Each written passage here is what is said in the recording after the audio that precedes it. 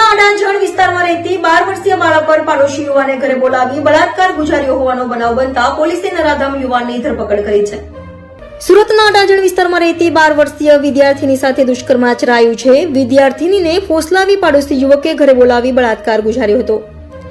આરોપી રાહુલ ચૌહાણે વિદ્યાર્થીનીને ઘરે બોલાવી શરીર સુખ માણી વિડીયો બનાવી લીધો હતો અને આરોપીએ વિદ્યાર્થીનીને ધમકી આપી હતી કે કોઈને કહેશે તો વિડીયો પરિવાર અને સોસાયટીના લોકોને મોકલી આપવાની ધમકી આપી હતી.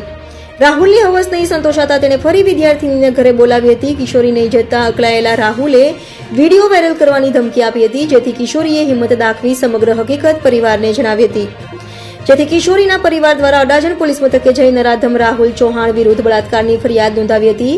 જે ફરિયાદના આધારે તાત્કાલિક અડાજણ પોલીસે ગુનો નોંધી ગણતરીના કલાકોમાં જ નરાધમ રાહુલ ચૌહાણને ઝડપી પાડી સળિયા પાછળ ધકેલી દીધો હતો.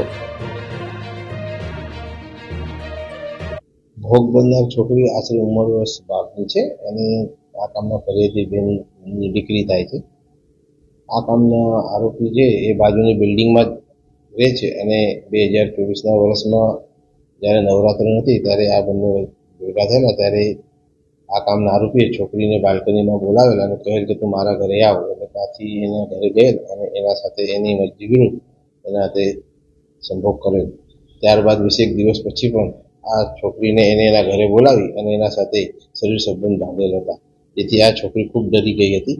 ત્યારબાદ કોઈ એના મા બાપને કે મામાને કોઈને કંઈ કીધું નહીં, પરંતુ આ બનાવ દાખલ થયો છે એના 2 દિવસ પહેલા પણ આ કામના આરોપીએ આ ભોગ બનનારને બોલાવેલ અને એના સાથે જબરદસ્તી કરવા માટે તૈયારી કરેલ. ત્યારે આ કોઈને કંઈ કીધા વગર ત્યારબાદ એને લાગ્યું કે મારા મા બાપને કેવું છે, એટલે એને એના મમ્મીને કીધેલ અને ત્યાર પછી એ લોકો પોલીસ સ્ટેશને ગુનો દાખલ કરેલ છે અને આ કામના આરોપીને આ ગુનાના પગલે અટક કરવામાં આવેલ છે.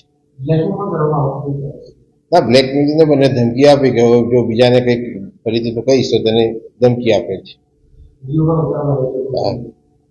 વિડીયોનું જો હવે તપાસ ચાલે છે, તપાસ કરીશ.